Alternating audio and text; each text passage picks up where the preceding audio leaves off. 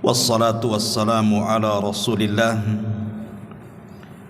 wa ala alihi wa sahbihi wa mawalah wa la hawla wa la quwwata illa billahi wa ba'd.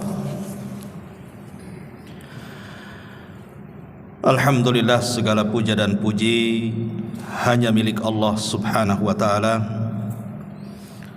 Salawat dan juga iringan salam terhadiahkan kepada Rasul kita Nabi besar Muhammad sallallahu alaihi wa ala alihi wasallam.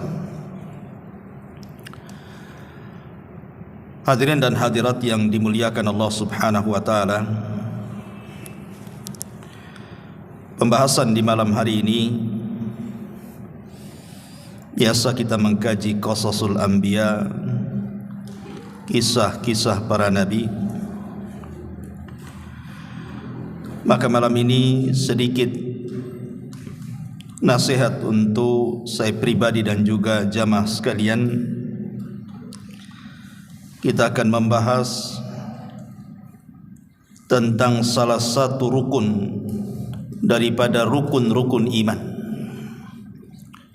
yang wajib diimani. Apa itu?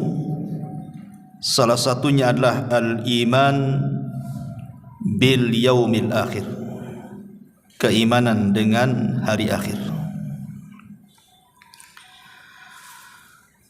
Salah satu yang bisa merangsang seseorang itu beramal saleh, apalagi kita masih berada di bulan Dzulhijjah, dan setelah bulan Dzulhijjah itu ada Muharram. Ini dua-duanya bulan suci, bulan mulia. Sangat dianjurkan untuk memperbanyak amal saleh. Lah salah satu pendorong seseorang itu untuk semangat melakukan amal saleh, apapun bentuk amalnya, karena dalam hatinya ada keyakinan tentang hari akhir, bahwa dia akan berjumpa dengan Allah subhanahu wa ta'ala untuk mempertanggungjawabkan semuanya. Ya ayyuhal insan innaka kadihun ila rabbika kadhan famulaki.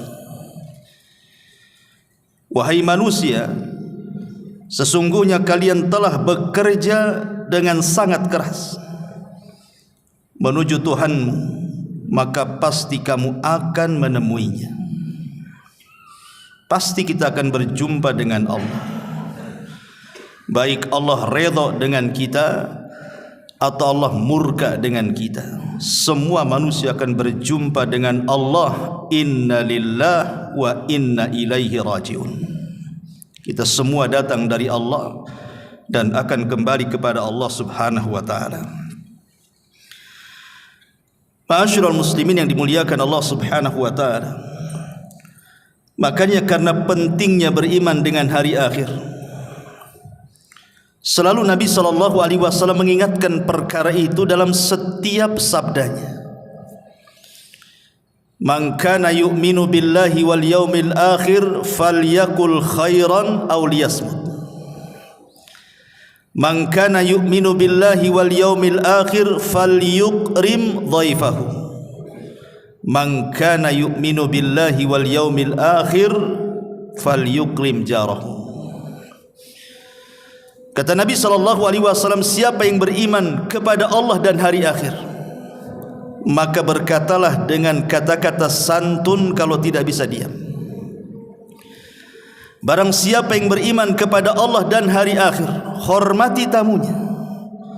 Barang siapa yang beriman kepada Allah dan hari akhir, hormati tetangganya. Lihat bagaimana Nabi SAW apabila menganjurkan sebuah amal kebaikan, maka selalu diingatkan soal keimanan kepada Allah dan keimanan kepada hari akhir, karena itu sebagai perangsang masalahnya. Sebab kalau seandainya orang itu mengingkari hari akhir, maka dia tidak akan semangat untuk beramal saleh. Untuk apa? Hanya orang-orang yang semangat melakukan amal soleh itu karena dia paham bahwa di sana ada sorga, di sana ada balasan, di sana ada kenikmatan, makanya kita semangat untuk meraihnya. Sebab itulah pentingnya seseorang itu beriman bukan hanya dengan Allah saja, tapi juga dengan hari akhir. Ma'asyiral muslimin yang dimuliakan Allah Subhanahu wa taala, sebenarnya kalau kita berfikir semakin jernih, alam semesta yang Allah Subhanahu wa taala ciptakan kepada kita ini, baik langitnya, baik buminya, baik bulannya, baik mataharinya, baik lautannya, gunungnya, dan segala sesuatu yang bisa kita lihat di alam semesta ini, sebenarnya salah satunya adalah untuk mengingatkan kita kepada hari akhir. Ma'asyiral muslimin yang dimuliakan Allah Azza wa Jalla, contoh saja, apabila terjadi gempa, dan di negeri kita selalu ada gempa. Sesungguhnya gempa di sebuah tempat yang kita bisa saksikan saat manusia mengalaminya, hakikatnya kita diingatkan dengan gempa yang jauh lebih dahsyat dibandingkan gempa yang kita saksikan hari ini.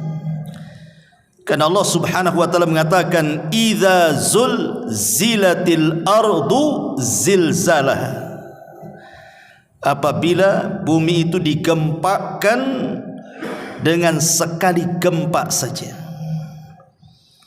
Kalimat zilzalaha, ha ini kembali ke bumi. Maknanya ketika zilzal, gempa itu diidhafahkan, disandarkan kepada bumi, yang gempa itu bukan satu tempat. Bukan kayak di Jogja gempa, di sini tidak, di Malang gempa, di sini tidak, di Lombok gempa, di sini tidak. Tidak. Pada hari kiamat itu satu bumi gempa, itu makna zilzalaha.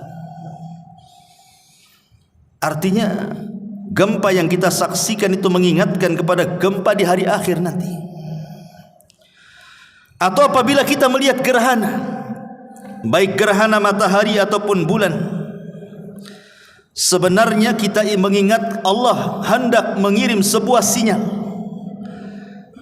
bahwa di sana nanti di hari akhir akan ada gempa yang menandakan kiamat besar. Sebagaimana Nabi SAW mengatakan, innaha lan taquma hatta tarawna qablaha asyra ayat. Kiamat tidak mungkin tegak sampai kau lihat padanya 10 tanda-tanda besar. Kemudian salah satunya Rasul mengatakan, wa salasatu khusuf, khasfun bil masyriq wa khasfun bil maghrib wa khasfun bi jaziratil arab. Terjadinya khusuf. Khusuf itu kalau ke langit artinya gerhana, tapi kalau ke bumi itu artinya gempa. Artinya akan terjadi banyak gempa pada hari kiamat dan akan terjadi banyak gerhana pada hari kiamat. Makanya Allah Subhanahu wa taala mengatakan, wa jumi'asy syamsu wal qamar wa idza syamsu kuwirat. Dan apabila matahari kuwirat, kuwirat itu artinya dipadamkan cahayanya, digerhanakan total, tidak ada lagi cahaya pada matahari. Dan ketika itu kiamat dibangkitkan. Ma'asyiral muslimin yang dimuliakan Allah Azza wa Jalla.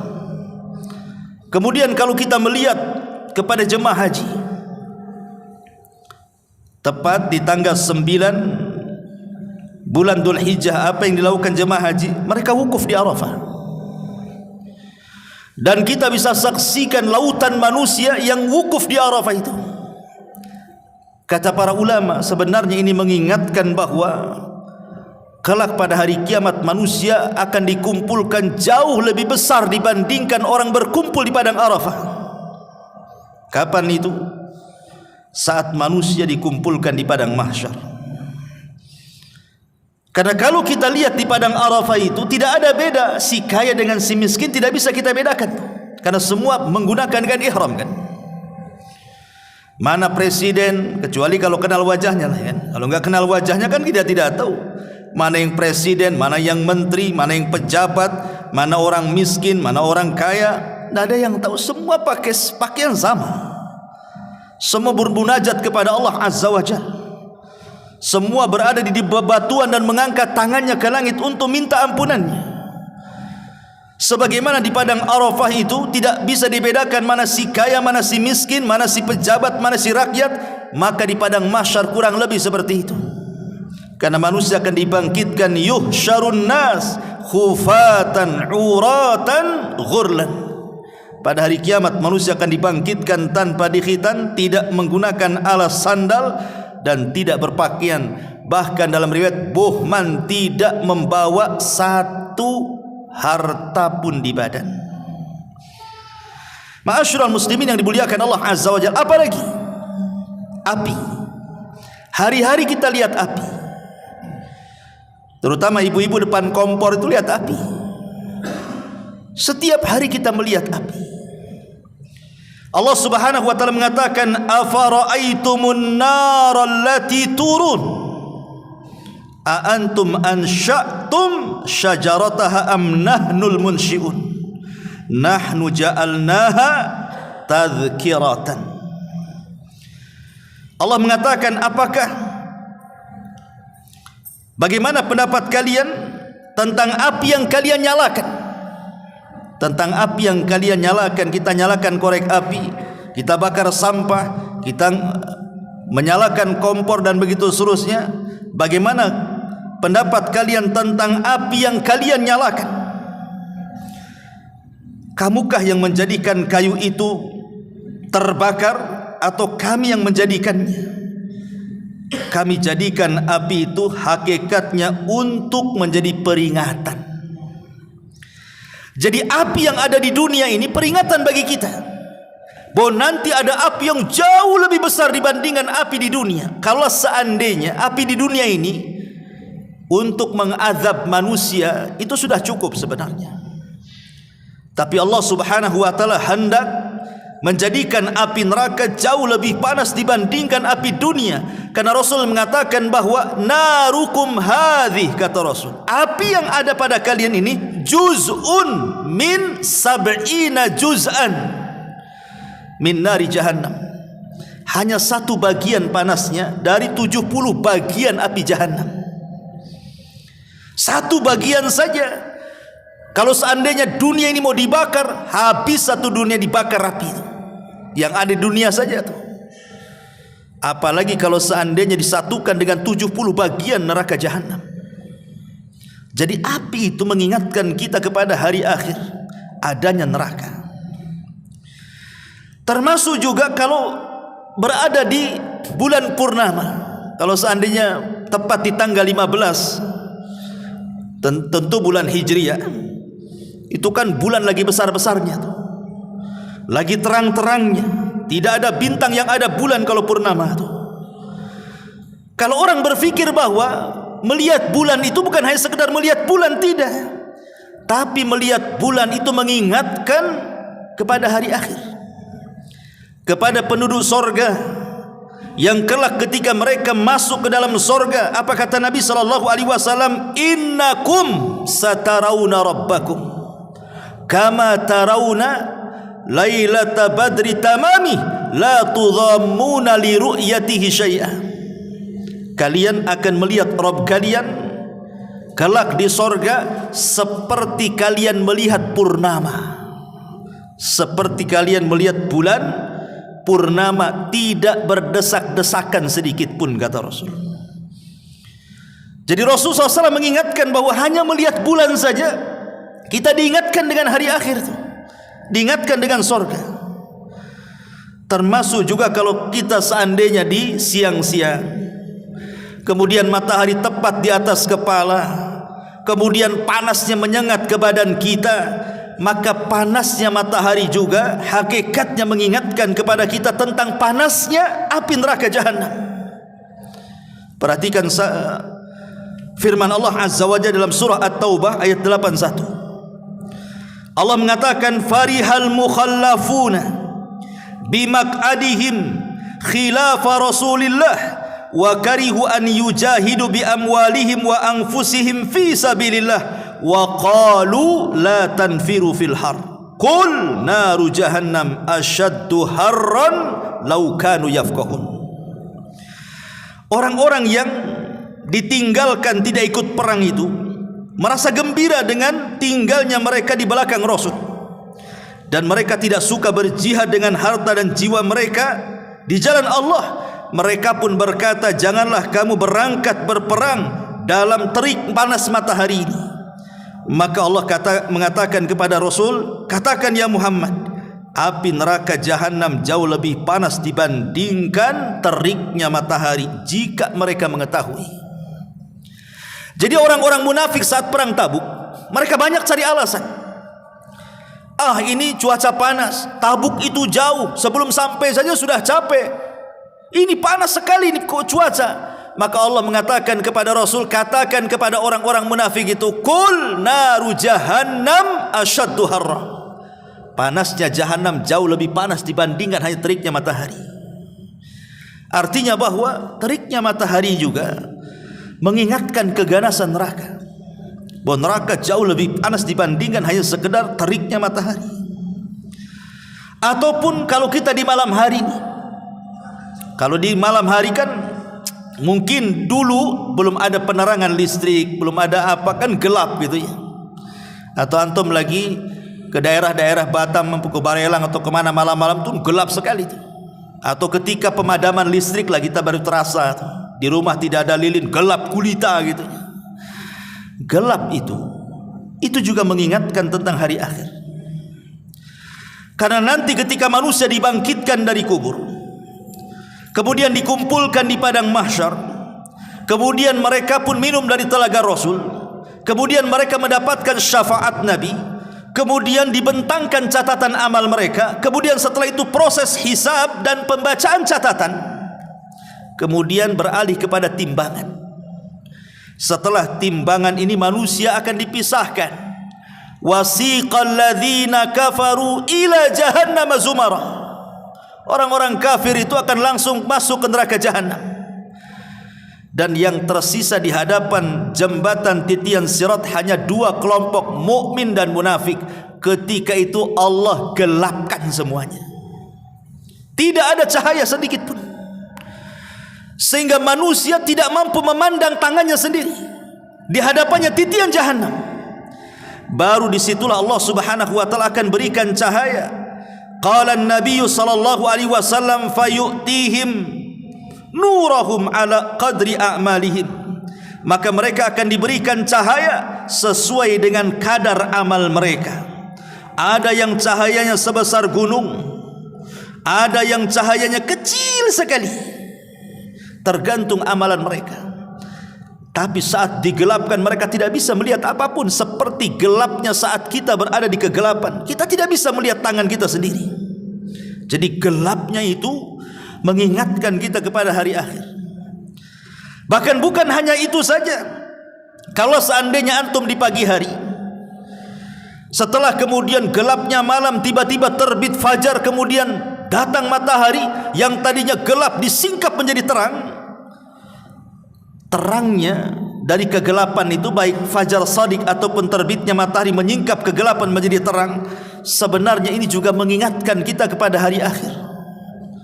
Karena Allah Subhanahu wa taala mengatakan, wa asyraqatil ardu bi nuri rabbiha wa wudi'al kitab wa ji'a bin nabiyyina wasyuhada wa qudiya bainahum bil haqqi wa hum la yadlimun.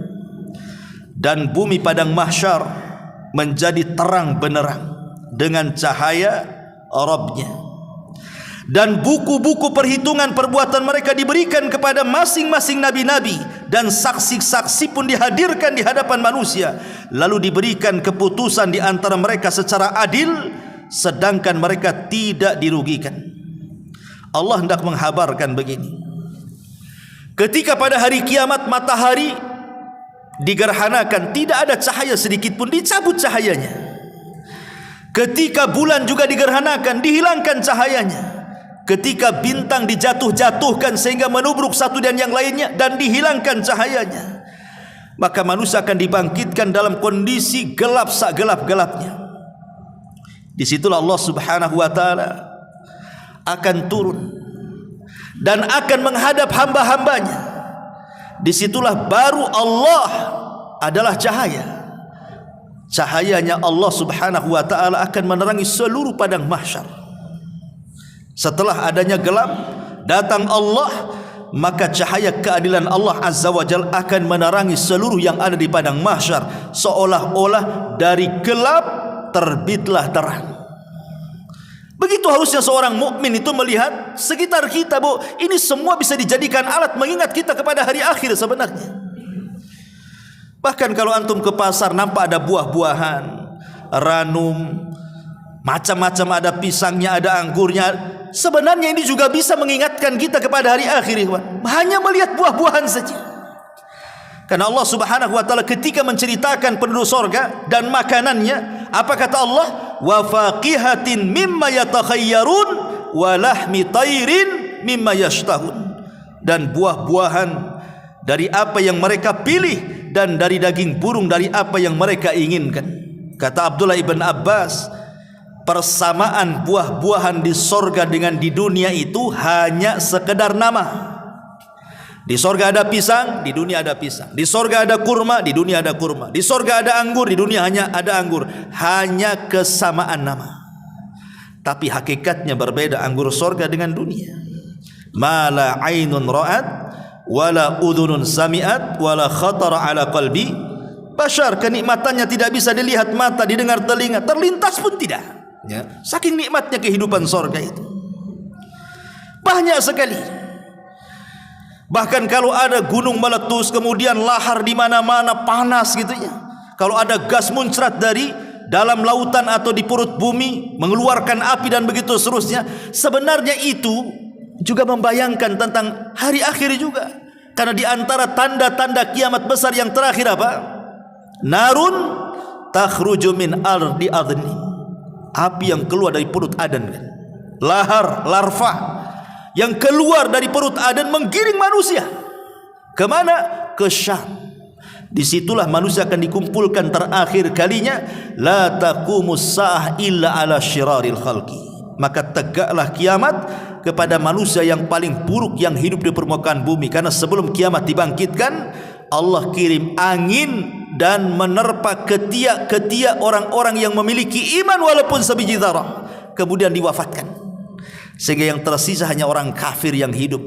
Mereka lah yang akan merasakan kiamat besar pada tiupan sangkakala Israfil yang pertama. Ma'asyiral muslimin yang dimuliakan Allah azza wa jalla. Dan banyak permisalan-permisalan tidak mungkin saya jelaskan karena waktu juga yang singkat.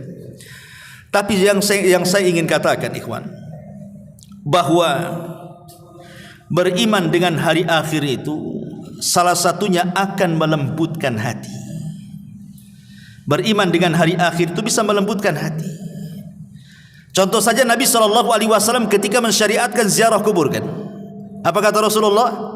Zurul kubur fa innaha tudzakirukumul akhirah. Ziarahi kuburan, karena itu bisa mengingatkan kalian kepada akhirat. Dalam riwayat bisa melembutkan hati-hati kalian, karena dia teringat akan ada kematian. Tetapi orang-orang yang mengingkari adanya hari kiamat, adanya hari akhir, dipastikan hatinya keras. Orang-orang yang mengingkari hari akhir dan tidak beriman dengan hari akhir, saya pastikan hatinya keras. Makanya Allah subhanahu wa ta'ala mengatakan, ara'aital ladzi yukadzibu biddin fadzalikal ladzi yaduqul yatim wa la yakhuddu ala ta'amil miskin fawailul lil musallin alladzina hum an salatihim sahun alladzina hum yura'una wa yamna'una al-ma'un. Ara'aital ladzi yukadzibu biddin. Tidakkah kau lihat orang-orang yang mendustakan ad-din? Sebagian ulama tafsir, maksudnya ad-din di sini artinya al-jaza, balasan, kehidupan setelah kematian. Tidakkah kau lihat para pengingkar balasan-balasan setelah kematian? Artinya hari akhir. Akibat mereka mengingkari bahwa tidak ada balasan setelah kematian, tidak ada manusia itu ada proses hisab, timbangan dan begitu seterusnya, bahkan mengingkari adanya surga dan neraka, berujung kepada apa? Dicabutnya rahmat dalam hatinya. Tidak ada lagi rasa kasih sayang, sehingga Allah katakan yadu'ul yatim, akhirnya dia menghardik anak yatim. Kenapa dia hardik anak yatim? Karena tidak ada kasih sayang. Kenapa tidak ada kasih sayang? Karena tidak pernah beriman dengan adanya balasan. Kemudian yang kedua, yadu'ul yatim wala yakhuddu ala ta'amil miskin. Tidak peduli dengan orang-orang miskin. Mau miskin terserah kalian, tidak akan saya bantu kalian. Miskin salah-salah kalian. Tidak ada rahim, tidak ada kasih sayang kepada orang-orang miskin. Kenapa tidak ada kasih sayang terhadap orang miskin? Keras hatinya. Kenapa keras hatinya? Karena yukadzibu biddin, dia mendustakan adanya balasan. Dan kalaupun dia salat, dia tidak khusyuk.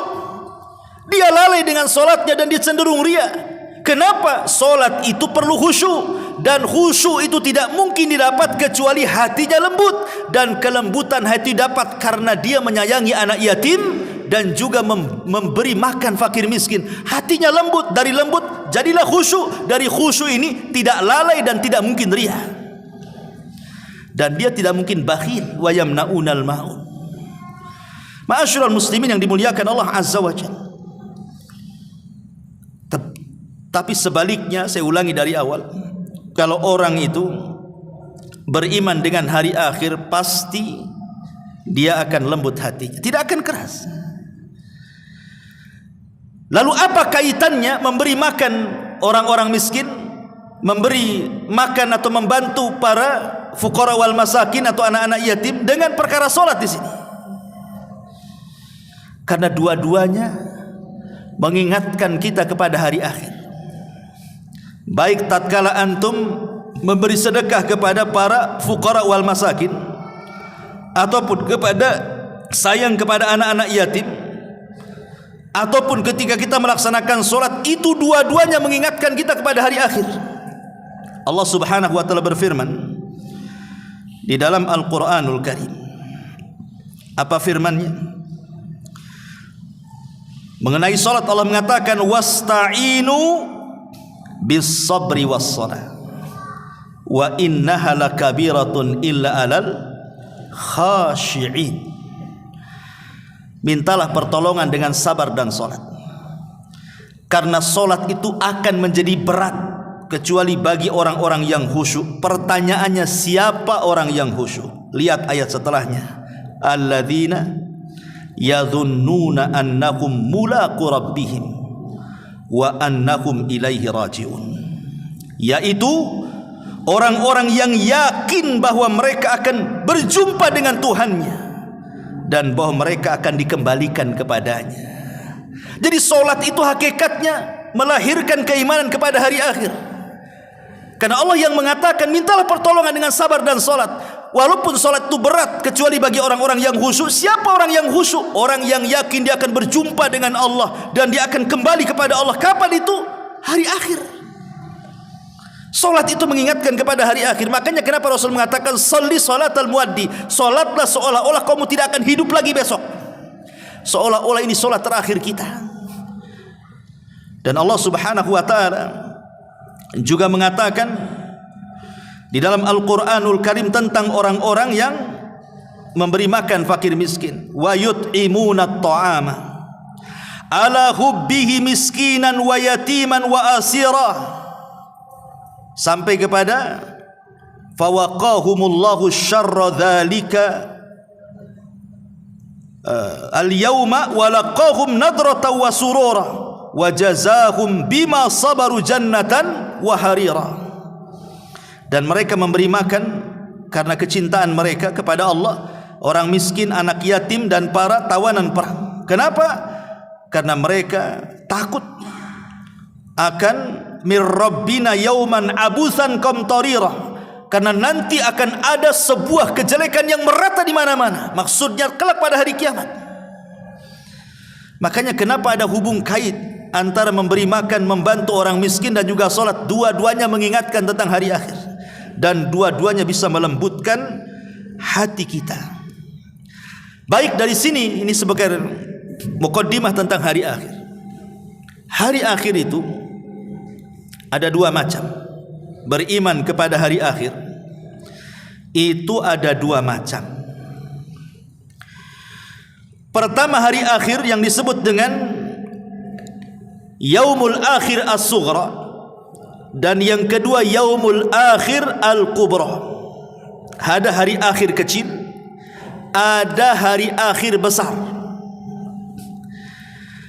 Adapun hari akhir kecil adalah Allah menidurkan kita, dan hari akhir besar adalah Allah mewafatkan kita.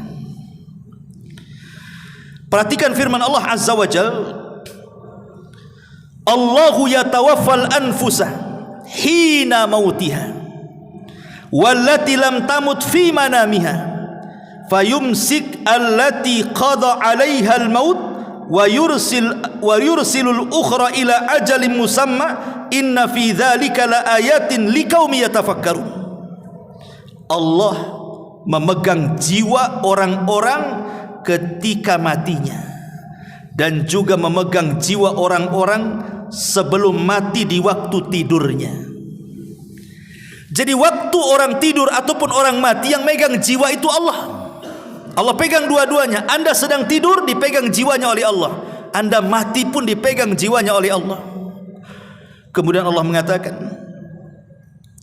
maka Allah tahan jiwa orang-orang yang telah ditetapkan kematiannya, artinya tidak dikembalikan ke dalam jasadnya, dan Allah melepaskan jiwa yang lain sampai waktu yang ditetapkan. Artinya Allah lepaskan jiwanya sehingga masuk lagi ke dalam tubuhnya, tapi dia ada ajal yang menentukannya. Sesungguhnya pada yang demikian itu terdapat tanda-tanda kekuasaan Allah bagi orang-orang yang berfikir. Dalam ayat ini Allah kumpulkan dua hari akhir. Hari akhir bagi manusia yang kecil artinya tidur, dan hari akhir yang kedua yang besar artinya kematian. Karena begini ikhwan, Nabi SAW ketika ditanya apakah penduduk sorga itu tidur wahai Rasul, kata Rasul, tidak mungkin penduduk sorga tidur. Kenapa? Karena an-naumu akhuhul maut, tidur itu saudaranya kematian. Lihat ketika Nabi SAW mengajarkan doa kepada kita sebelum tidur apa? Bismikallahumma amutu wa ahya. Kalimat amutu mati, wa ahya dan hidup. Kemudian setelah bangun dari tidur juga alhamdulillahilladzi ahyana ba'dama amatana. Segala puji bagi Allah yang telah menghidupkan setelah kematian. Karena tidur itu saudara kematian. Betapa banyak orang tidur, Allah tahan jiwanya sehingga tidak terbangun lagi. Betapa banyak orang-orang yang tertidur tiba-tiba tidak bangun lagi. Karena tidur itu adalah saudara daripada kematian. Artinya kalau seandainya Anda tertidur itu sama dengan Anda mati. Makanya Nabi SAW saat berkhutbah Jumat, apa kata Rasulullah? Walladhi nafsi biyadi la tamutunna kama tanamun wa la tub'atsunna kama tastaykidun. Kata Nabi, demi zat yang jiwaku berada di tangannya, sungguh kalian akan mati seperti kalian tidur, dan sungguh kalian akan dibangkitkan seperti kalian bangun. Sungguh kalian akan diwafatkan seperti kalian ditidurkan, dan sungguh kalian akan dibangkitkan sebagaimana kalian dibangunkan dari tidur kalian. Maknanya apa di sini? Maknanya begini, ikhwan. Orang yang sebelum tidur dia habiskan dengan ibadah kepada Allah. Dia ingat Allah sebelum tidurnya. Dia tidak pernah melakukan maksiat kepada Allah. Mulai dari terbenam matahari dia solat maghrib, kemudian membaca Quran, kemudian datang isya dia solat, kemudian dia belajar, kemudian dia berzikir, dia baca doa-doa, kemudian dia berwudu, kemudian dia pun tidur. Kalau seandainya Allah Subhanahu wa taala takdirkan, kemudian dia tidak bangun lagi alias mati, maka dipastikan dia tidur di atas zikir kepada Allah, dan dia mati diberikan husnul khatimah. Makanya ulama mengatakan orang itu menentukan husnul khatimah atau tidak itu mudah sebenarnya. Jadi kematian seseorang itu husnul khatimah atau sulul khatimah itu sebenarnya mudah kata para ulama. Dari mana kita tahu? Lihat sebelum tidurnya. Kalau sebelum tidurnya maksiat, berzina, berjudi, mabok, main maksiat, ke diskotik, macam-macam, atau mungkin melakukan syirik, bid'ah dan yang semacamnya. Kemudian dia tidur, Allah takdirkan dia mati, su'ul khatimah. Tapi kalau sebelum tidurnya betul-betul dia beribadah kepada Allah, berzikir kepada Allah, kemudian tidurnya pun dianggap ibadah, karena dia sebelum tidur dia berwudu, dia berdoa, dia lakukan sunnah-sunnah Nabi, maka kalaupun Allah takdirkan Anda wafat keesokan harinya, maka Anda akan wafat di atas fitrah. Wa idza mitta alal fitrah husnul khatimah. Begitulah tidur itu menentukan kematian, karena tidur itu saudara kematian, kata Rasul. Tidur itu menentukan baiknya kematian. Kalau saat sebelum tidur dia berzikir, setelah bangun dari tidur dia berzikir, maka ketika dia mati juga, maka dia akan berzikir, dan ketika dibangkitkan pula dia akan berzikir. Kurang lebih seperti itu manusia itu. Ya. Saya ulangi, kalau seandainya sebelum tidur kita berzikir, ingat Allah, kemudian bangun dari tidur kita ingat Allah, maka saat mati pun kita akan ingat Allah, dan saat dibangkitkan pun kita ingat Allah. Karena Rasul yang mengatakan kalian akan diwafatkan seperti tidur kalian, dan kalian akan dibangkitkan seperti kalian bangun dari tidur kalian. Dari sini ma'asyiral muslimin yang dimuliakan Allah Azza wa Jal, bahwa tidur itu menentukan baik buruknya kita. Makanya kenapa ada sunnah yang diajarkan Rasul, bertobatlah sebelum tidur. Disebutkan oleh Aisyah radhiyallahu anha, satu malam Nabi SAW bertanya kepada Aisyah radhiyallahu anha, mengatakan, ya Aisyah, relakah dirimu kalau malam ini aku tidak tidur bersamamu? Aku ingin menyembah Rabbku, kata Rasul. Tapi kalau kau izinkan, kalau tidak kau izinkan, tidak. Kata Aisyah radhiyallahu anha mengatakan, sungguh aku senang ada di sisimu wahai Rasul, tetapi aku juga rela dengan apa yang engkau senangi. Silahkan beribadah, tidak apa-apa malam ini kau tidak tidur denganku. Maka Nabi SAW mengambil wudu, kemudian sholat, kemudian membaca Al-Quran sampai menangis. Mulai dari ba'da isya, tangisannya tidak berhenti sampai mendekati fajar. Namanya orang nangis lama, tentu ada bekas di matanya. Ketika sholat subuh, Bilal ibn Rabah tahu bahwa Rasulnya habis nangis nih. Makanya Bilal kemudian berkata, ya Rasulullah, wa ma yubkik? Rasul, apa yang menyebabkan kau menangis? Maka Nabi SAW mengatakan, ya Bilal, unzilat alayya fi lailati ayah, telah diturunkan kepadaku tadi malam satu ayat, wailun liman qara'aha wa lam yatadabbaraha, celaka bagi orang yang membacanya dan tidak merenungkannya. Celaka bagi orang yang membacanya dan tidak merenungkannya, kata Rasul. Kata Bilal, Rasul, ayat apa itu?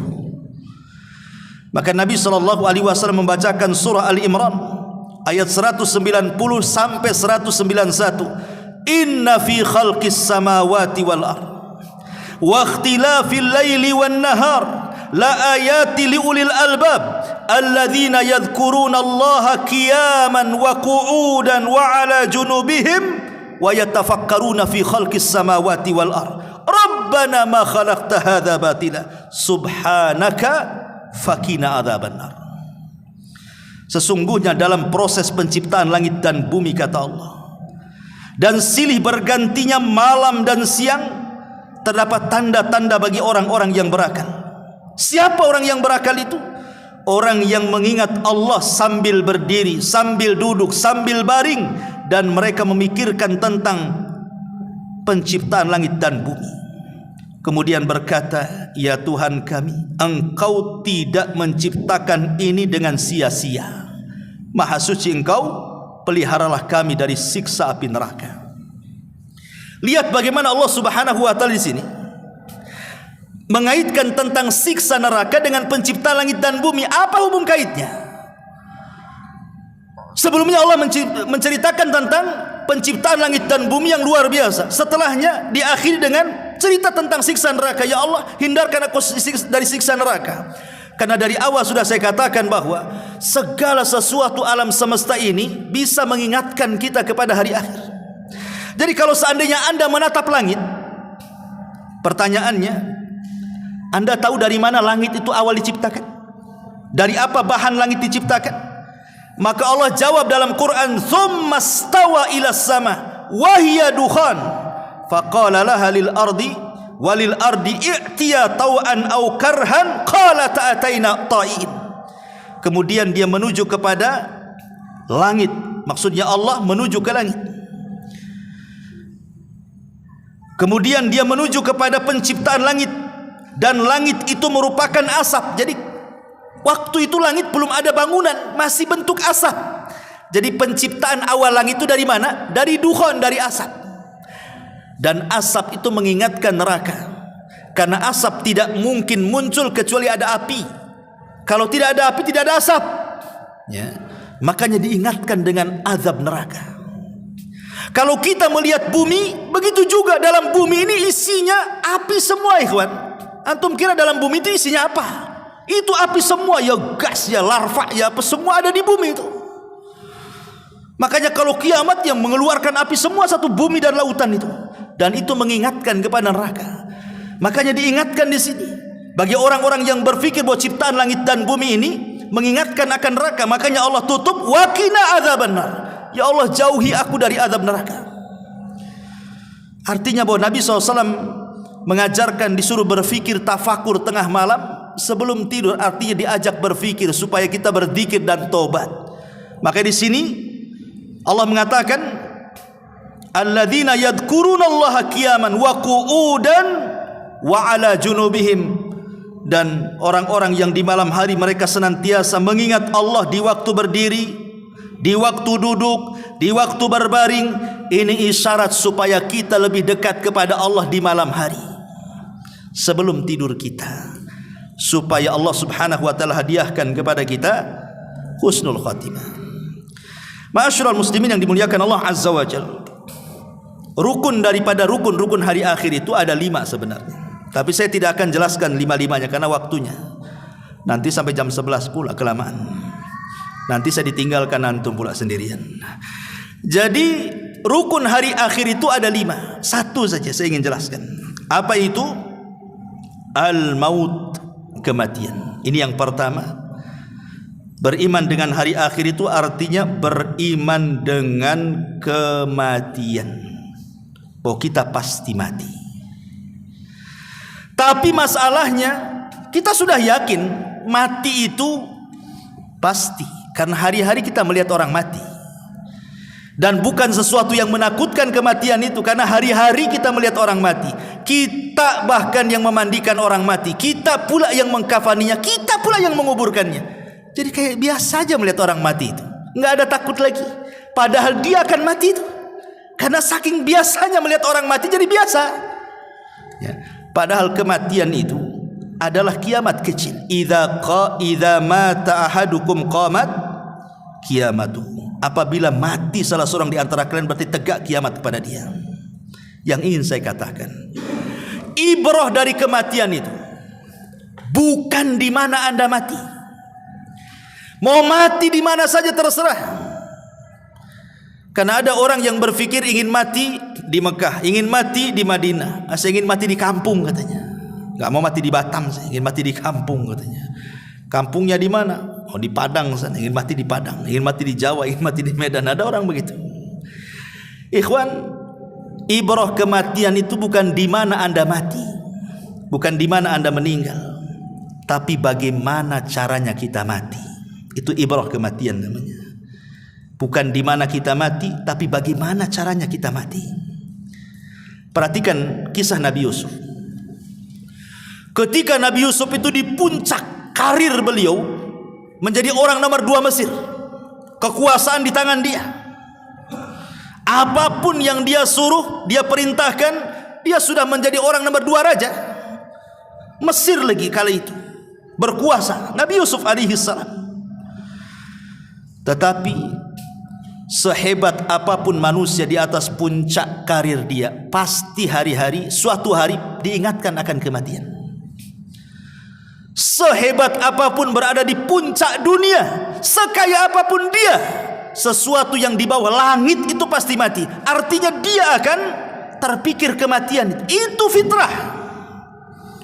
Makanya Nabi Yusuf mengatakan, Rabbi qad ataitani minal mulki wa 'allamtani min ta'wilil ahadits fatiras samawati wal ardh anta waliyyi fid dunya wal akhirah tawaffani muslima wa alhiqni bis salihin. Ya Allah, kata Nabi Yusuf, sesungguhnya engkau telah menganugerahkan kepadaku sebagian kerajaan dan telah mengajarkan kepadaku berbagai macam tabir mimpi. Ya Allah, pencipta langit dan bumi, engkaulah satu-satunya pelindungku di dunia dan di akhirat. Wafatkan aku dalam keadaan Islam dan gabungkan aku dengan orang-orang saleh.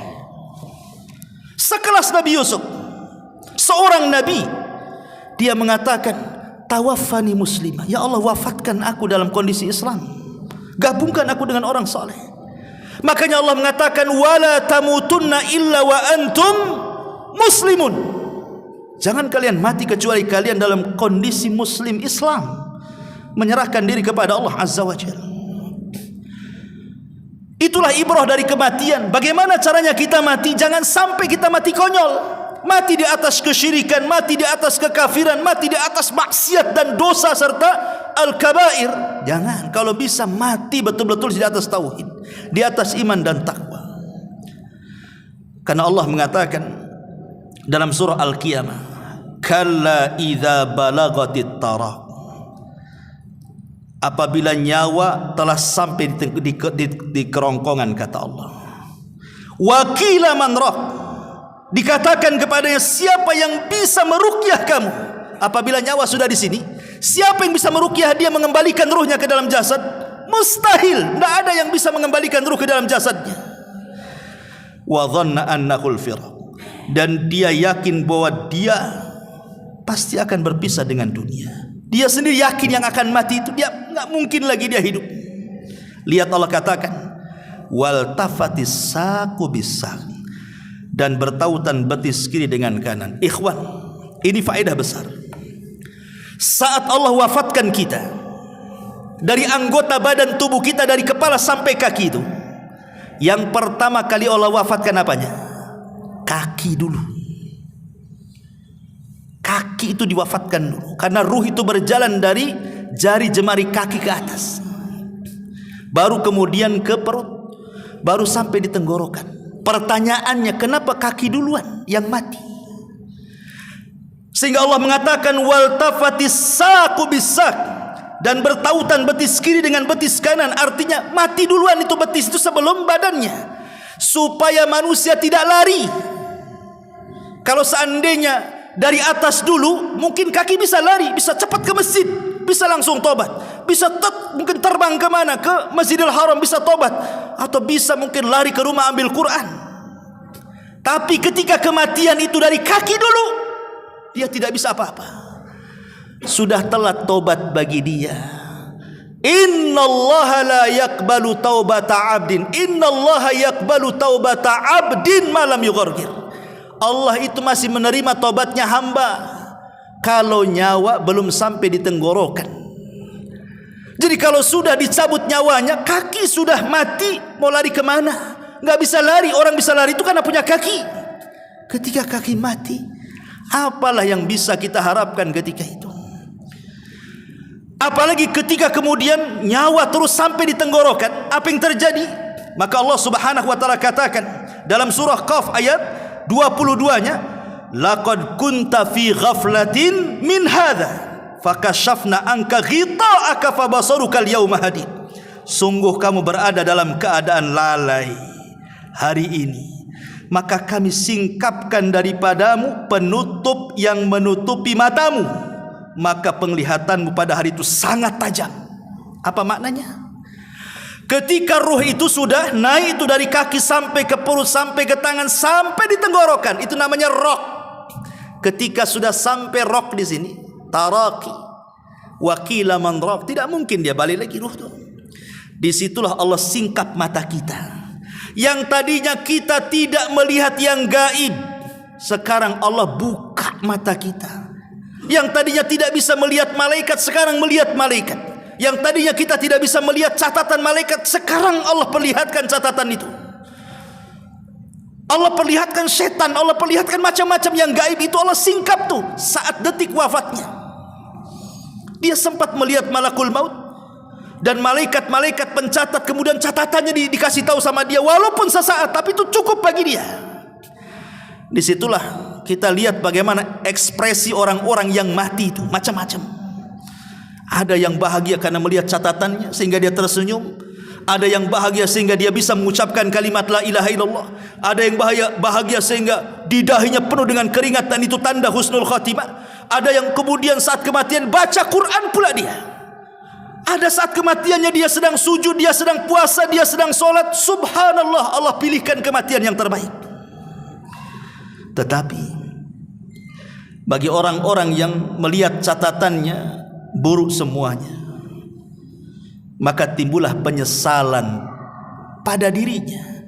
Dan dia pun mengatakan, hatta idza jaa ahadahumul maut qala rabbirji'uni la'alli a'mala salihan fima tarak kalla innaha kalimatun huwa qailuha wa min waraihim barzakhun ila yaumil yub'atsun. Dalam surah Al-Mu'minun ayat 99. Maka orang-orang itu pun menyesal dan mengatakan, demikianlah keadaan orang-orang itu hingga apabila datang kematian kepada mereka, mereka pun berkata, ya Allah, kembalikan aku ke dunia, kembalikan aku ke dunia, agar aku bisa berbuat amal yang baik, yang soleh terhadap apa yang telah aku tinggalkan sebelumnya. Mungkin aku dulu tidak solat, janji aku akan solat. Dulu aku meninggalkan puasa, janji aku akan puasa. Dulu aku tidak membantu fakir miskin, ku janji akan ku bantu mereka. Sekali-kali tidak. Sesungguhnya itu adalah perkataan yang diucapkan saja, itu angan-angan saja, tidak mungkin dibalikan setelah kematian. Karena di hadapan mereka ada dinding sampai hari mereka dibangkitkan, ada barzah, sudah tidak mungkin lagi ke dunia. Walaupun mereka mengatakan, laula akhartani ila ajalin qarib la asaddaqa wa aku minas salihin, ya Allah, barang sebentar ajalah ke dunia itu, aku akan sedekahkan semua hartaku yang dulu aku tidak pernah sedekahkan, dan aku akan janji jadi orang soleh. Apalah penyesalan itu? Percuma orang sudah mati menyesal itu. Mustahil penyesalan dikabulkan, karena itu angan-angan. Wa tara idil mujrimuna nakisu ru'usihim inda rabbihim rabbana absarna wa sami'na farjina na'mal salihan inna muqinun. Dan alangkah ngerinya jika sekiranya kamu melihat ketika orang-orang yang berdosa itu menundukkan kepala mereka di hadapan Rabbnya.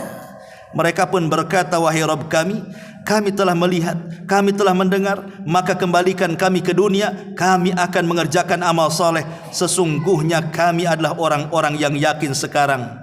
Manfaat penyesalannya? Tidak manfaat. Mau janji apapun di hadapan Allah, kalau sudah mati tidak mungkin dikembalikan. Maka dari sini ma'asyiral muslimin yang dimuliakan Allah Azza wa Jalla, Allah jawab kepada mereka, awalam nu'ammirkum ma yatadzakkaru fihi man tadzakkar wa ja'akumun nadhir. Dan apakah kami tidak memanjangkan umurmu dalam masa yang cukup untuk berfikir bagi orang-orang yang mau berfikir? Dan adakah tidak datang kepadamu pemberi peringatan? Seolah-olah Allah ingin katakan, ngapain kau menyesal? Dulu aku sudah kasih usia panjang kepadamu. Mungkin di antara kamu ada yang wafat di usia 40, di usia 50, di usia 60, di usia 70, di usia 100. Kemana umur itu? Seolah-olah Allah ingin katakan seperti itu. Kemana umur-umur itu? Kau sia-siakan begitu saja, sekarang ada penyesalan? Oh tidak, kan aku sudah kasih umur panjang kepada kalian. Salah kalian sendiri kalau tidak diamalkan dan tidak dimakmurkan umur itu. Makanya Rasul mengatakan, khairun nas man tala umruhu wa hasuna amalu. Sebaik-baik manusia yang dipanjangkan umurnya dan diperbaiki amalannya. Maka minta kepada Allah panjang umur dan minta supaya kita diperbaiki amalan kita. Wallahu a'lam bishawab. Ini yang bisa sampaikan, insyaallah kita lanjutkan di lain kesempatan. Subhanakallah bihamdika asyhadu an la ilaha illa anta astaghfiruka wa atubu ilaik. Allahu taala alam. Assalamualaikum warahmatullahi wabarakatuh.